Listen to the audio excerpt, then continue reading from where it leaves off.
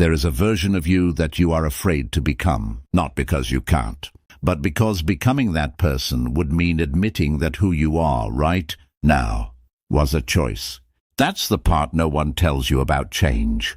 Welcome back to Wisdom of the Stoics. Today we are going somewhere most self-improvement content is too afraid to go. Not tips, not hacks, not 10 habits of highly effective people.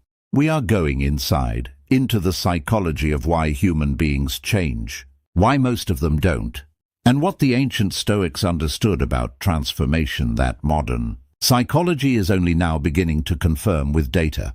Because here is what I've come to believe after studying Stoic philosophy, neuroscience, and the lives of people who have genuinely, permanently changed themselves. Transformation is not a decision, it is a death. The old self has to die, and most people are too attached to their old identity to let that happen. Marcus Aurelius, Epictetus, Seneca. These weren't just philosophers, they were practitioners, men, who forged entirely new versions of themselves under extreme conditions. Slavery, empire, war, loss, and they left behind a roadmap. Today we're following it. Stay with me until the end, because the final insight in this video is the one that changes everything. It's the thing most people miss, and it's the reason most transformations fail before they ever truly begin. Section number 1, the illusion of the fixed self. Let me ask you something. When you look in the mirror, not at your face, but at who you are, do you believe that person can fundamentally change? Or deep down, do you feel like you are more or less fixed? Like your personality, your patterns, your limitations are just you? If you answered yes, you're not alone, and you've been lied to. Psychologists call this the end of history illusion. It was discovered by researchers at Harvard, and here's what they found. When people are asked to reflect on how much they've changed over the past 10 years, they acknowledge significant change.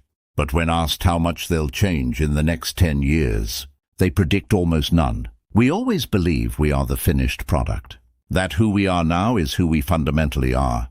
But the Stoics knew better. 2,000 years before that study was published, Marcus Aurelius wrote in Meditations, "Loss is nothing else but change, and change is nature's delight." He wasn't being poetic.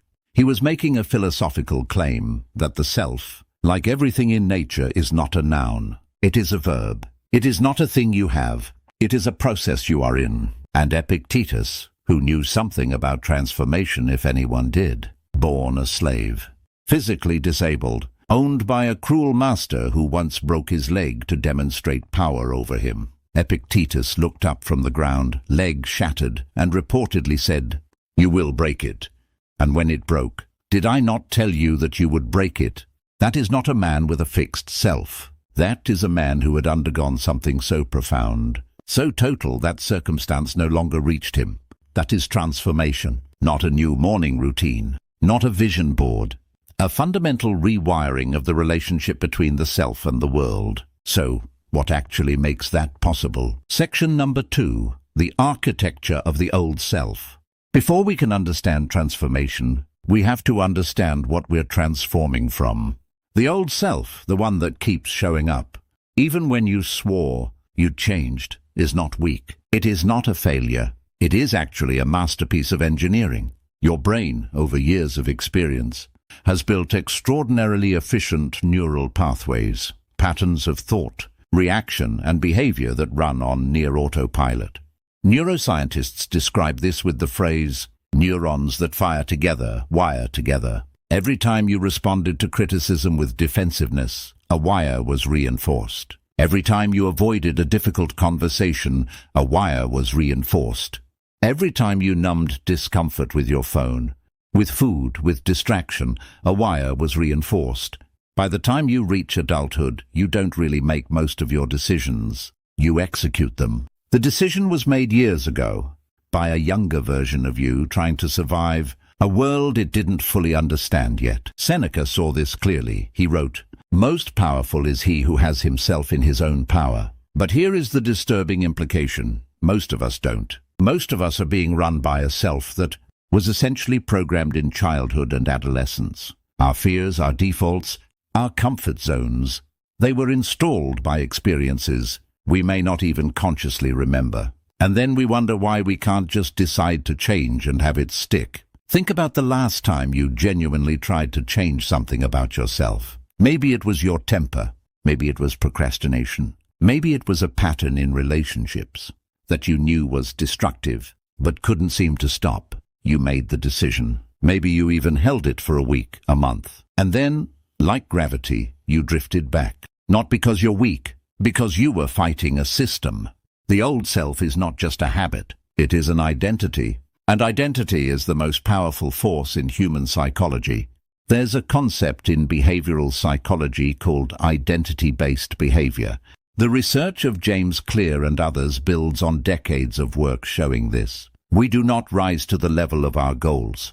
We fall to the level of our identity. If you believe, at your core, that you are an anxious person, you will find ways to be anxious even in safe environments. If you believe you are someone who is bad with money, you will unconsciously make decisions that confirm that story. If you believe you are not the kind of person who finishes things, you will find sophisticated, creative ways to not finish things. The old self is stubborn because it is you, or at least, it is who you currently believe yourself to be. And this is where Stoic philosophy becomes genuinely radical, because the Stoics didn't say change your habits. They said something far more demanding. Change your judgments. Epictetus was relentless on this point. In the Enchiridion, his handbook for life, the very first line is, "Some things are in our control and others are not." What is in our control? According to Epictetus, opinion, motivation, desire, aversion. In other words, not what happens to us, but the story we tell about what happens to us, the meaning we assign, the judgment we make. The old self is a collection of judgments. To transform, you must be willing to put those judgments on trial. Section number 3, the moment of rupture, how transformation actually begins. I want to tell you about a pattern that shows up again and again in the lives of people who genuinely transform. There is almost always a moment of rupture, a moment where the gap between who you are and who you could be becomes unbearable, where you can no longer look away from it, where the cost of staying the same finally exceeds the cost of changing. For Marcus Aurelius, that rupture came with the weight of empire. He never wanted to be emperor. He was a philosopher forced onto the throne, and he used the meditations as a daily practice of forcing himself to confront his own failures, his own ego, his own fear. Read Meditations carefully and you'll notice something striking. It was never meant to be published. It was a private journal. And in it, Marcus, the most powerful man in the world, writes to himself things like, "You have power over your mind, not outside events. Realize this and you will find strength." He's not writing that because he had mastered it. He's writing it because he hadn't, because he kept failing at it, because he was in the rupture every single day and choosing every day to not look away. That's what rupture looks like. It's not a clean cinematic breakdown. It's a slow, relentless confrontation with yourself. And modern psychology confirms this pattern. Psychologist James Prochaska's trans-theoretical model of change, one of the most researched frameworks in behavioral psychology, identifies something called the contemplation stage. It's the phase where a person becomes fully aware of the problem and seriously considers changing, but hasn't yet committed. Most people live in this stage for years. They know they need to change. They think about changing. They read articles about changing. They watch videos like this one, but they never make the leap. Why? Because rupture is uncomfortable, and the brain is exquisitely designed to protect you from discomfort. The Stoics had a practice for this. They called it memento mori, remember that you will die. And they paired it with amor fati, love your fate. On the surface, these sound like contradiction, but they're not. Memento mori is the rupture practice. It forces you to confront the finite nature of your time here. It forces you to ask, if I die still being this person with these patterns, these fears, this unlived version of myself, will that have been acceptable? For most people, deeply and honestly confronted, the answer is no. And amor fati is the response to that rupture. not despair, not self-hatred, but a fierce, almost defiant love of what is, including the painful truth of what you are, as the necessary starting point for what you will become. Seneca wrote, "It is not that I'm brave, it is that I know what matters and what doesn't." Transformation begins not when you decide to improve. It begins when you decide, truly, unflinchingly decide, that you can no longer afford to stay the same. I want to pause here for a second and ask you something, and I genuinely mean this. Drop it in the comments. What is the version of yourself you've been afraid to become? And what do you think has been holding you back? I read every single comment on this channel, and sometimes the most important thing in the transformation process is simply naming it out loud for the first time. Section number 4, the Stoic technology of change. So how do you actually do it? How do you move from rupture to transformation and make it stick? The Stoics developed what I can only describe as a technology of self-change. It's practical, it's daily, and it's backed now by modern cognitive neuroscience. Let me give you the 4 pillars. Pillar 1, the practice of self-examination. Marcus Aurelius didn't just think about becoming better. He wrote it down every day. He examined his actions, not with self-hatred, but with the cool, clear eye of a scientist examining data. Modern psychology calls this metacognition, thinking about your thinking, and research consistently shows it's one of the most powerful tools for behavioral change. The Stoic practice was simple. At the end of each day, ask 3 questions. What did I do well today? Where did I fall short of who I want to be? What will I do differently tomorrow? No drama, no spiral, just honest examination and then release. Tomorrow is a new day, a new chance to execute the values you hold. Seneca described his version of this practice. When the light has been removed and my wife has fallen silent, I examine my entire day and go back over what I've done and said, hiding nothing from myself, passing nothing by. That practice, daily, honest, compassionate examination, is not soft. It is hard. It requires the courage to see yourself clearly. Most people never develop it. Pillar 2, the discipline of desire. Here is one of the most psychologically sophisticated insights in all of Stoic philosophy, and it directly contradicts what most modern self-help tells you. The problem is not that you want too much. The problem is that you want the wrong things. Epictetus taught that human suffering and human stagnation almost always comes from directing our desire toward things outside our control. Other people's opinions, external outcomes, circumstances. Every time you make your emotional state contingent on something outside yourself, you hand your power to that thing. The Stoics called this discipline of desire, the practice of redirecting what you want, not suppressing desire but refining it. Instead of wanting to be praised, want to be worthy of praise. Instead of wanting circumstances to change, want the strength to handle circumstances. Instead of wanting to be loved, want to become someone who loves well. This is not passive. This is one of the most active things a human being can do, to intentionally redirect the engine of desire toward what is within your power. Neuroscientifically, this maps onto what researchers call internal locus of control and study.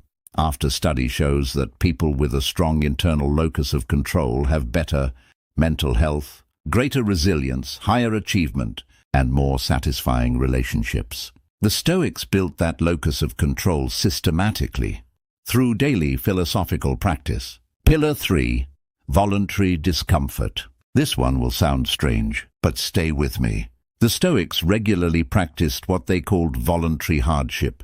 Seneca wrote about periodically wearing rough clothing, eating plain food, sleeping on hard floors, not because he had to, but because he chose to. His reasoning?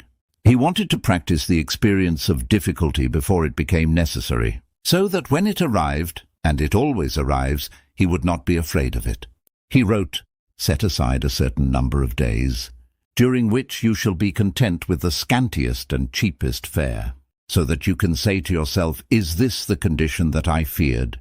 Modern psychology has a name for this: stress inoculation. Research shows that controlled, voluntary exposure to difficulty, discomfort, fear, challenge, systematically reduces the power those things have over your behavior. Here's what this looks like in practice. Take cold showers, not because they have magic powers, but because choosing to be uncomfortable on purpose trains your brain that discomfort is not an emergency. Have the difficult conversation you've been avoiding, not when you're forced to, but before you have to. Do the hard creative work when it's easiest to quit, and feel yourself building the identity of someone who finishes things.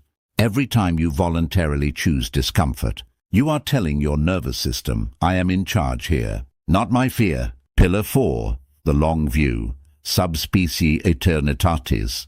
The final pillar is perhaps the most distinctly Stoic. Marcus Aurelius had a practice he called the view from above. He would mentally zoom out, picturing himself from the perspective of the cosmos, and see his problems, his failures, his small daily dramas from that vast distance. From that perspective, what truly mattered became clear, and what seemed urgent but wasn't dissolved. Modern psychology calls a version of this cognitive diffusion, the ability to see your thoughts as thoughts, rather than as reality. When you are fused with a thought, I am not capable of change, it feels like a fact. It controls your behavior. When you are diffused from it, when you can see it, as a thought your brain is producing, not a truth about reality, you have choice. The Stoic long view is the ultimate diffusion practice. It invites you to ask, in 1 year, will this matter? In 10 years? In 100? And more powerfully, what is the person I want to be in 10 years? And what would that person do right now? Section number 5, the identity shift, where transformation becomes permanent. Here is the insight I promised at the beginning, the one most people miss. Transformation becomes permanent not when you change your behavior. It becomes permanent when you change your story. Your identity is a narrative, a story you tell yourself and others about who you are. And as long as the story stays the same, the behavior will eventually return to match it. This is why willpower alone never works long-term. You can force different behavior for a while, but the identity exerts a gravitational pull, and eventually you snap back. The Stoics understood this, but they called it something different. They called it prohairesis, your capacity for rational choice, the core faculty that makes you you. And they taught that prohairesis is the one thing that can never be taken from you. No circumstance, no trauma, no other person can touch it. It is, in their philosophy, sacred. When Epictetus was enslaved, his prohairesis, his rational, choosing self, remained free. When Marcus Aurelius was exhausted, betrayed, grieving, his prohairesis was what he returned to. Day after day, in those private journal pages. Who am I choosing to be? Not who am I trying to be? Not who do I wish I were? Who am I choosing to be, right now, in this moment, with this circumstance in front of me? That is the question of transformation. And here is how it works psychologically. Every choice you make is a vote for a kind of person. Not a dramatic vote, a quiet one. When you choose honesty in a moment when lying would be easier, you vote. When you choose patience, when irritation is the default, you vote. When you get up after failure and try again, you vote. No single vote determines the election. But over time, the votes accumulate, and the story changes. One day you realize, I am no longer the person who does that. Not because you made a declaration, but because you made 10,000 small choices that rewrote the story. That is Stoic transformation, not an event, a practice, daily, quiet, relentless. Seneca's most famous line, Nusquam esque ubicest, one who is everywhere is nowhere. He was talking about physical travel, but the deeper meaning is this. You cannot transform while scattered. You cannot become someone new while still committed to all the habits, all the stories, all the identities of the person you were. Transformation requires focus, a singular, quiet commitment to the person you are becoming, even when no one is watching, especially when no one is watching. Section number 6, the cost and why it's worth it. I want to be honest with you about something, because I think this channel owes you honesty above everything else. Transformation costs something. The old self, even if it limits you, is comfortable. It is known. It is familiar. The new self is uncertain. Becoming someone different means some relationships will shift. Some people won't understand. Some of the ways you used to belong will no longer fit. That is real. And it is hard. But here is what Marcus Aurelius understood. Writing alone at the edge of empire, exhausted, aging, watching people he loved die. The impediment to action advances action. What stands in the way becomes the way. The discomfort of transformation is not the obstacle. It is the path. Every version of yourself that you have outgrown, every smaller story you leave behind is not a loss. It is proof that you are alive, that you are moving. Epictetus wrote, "Make the best use of what is in your power and take the rest as it happens." You cannot control how long it takes. You cannot control what you'll have to give up. You cannot control whether people understand. You can only control the quality of your choices today, in this moment, with what you have. And that, as the Stoics would say, is enough, more than enough. So let me leave you with this. Somewhere inside you, there is a version of yourself you haven't fully met yet. Not a perfect version. The Stoics had no interest in perfection, but a truer version. A version that responds rather than reacts. That chooses rather than drifts. That builds something real rather than just surviving. That version of you is not far away. It is not waiting for the right conditions. It is not contingent on circumstances changing. It is one choice away. Not a permanent choice, not a dramatic choice. Just the next choice, made with a little more consciousness, a little more courage, a little more alignment with the person you are determined to become. Marcus Aurelius wrote the Meditations for no one but himself. He never published it. He never received acclaim for it. He simply sat down every night and did the work of becoming who he wanted to be. And 2,000 years later, it is one of the most widely read books in human history, not because he was perfect, but because he was sincere. That sincerity, that quiet, daily, relentless commitment to growth is available to every one of us, right now, today. The question is not whether you can transform. The question is whether you are willing to. If this video moved something in you today, if it gave you even one thing to carry forward, hit the like button. It genuinely helps this channel reach more people who need these ideas. And subscribe to Wisdom of the Stoics, because this is what we do here, every single week. We go deep into the philosophy that actually changes lives, not with empty motivation, but with truth. Drop a comment with this: "I am beginning." That's all. Just those 3 words. Because naming it, even to a stranger on the internet, is the first act of the new story. I'll see you in the next one. Stay awake, stay curious, stay stoic.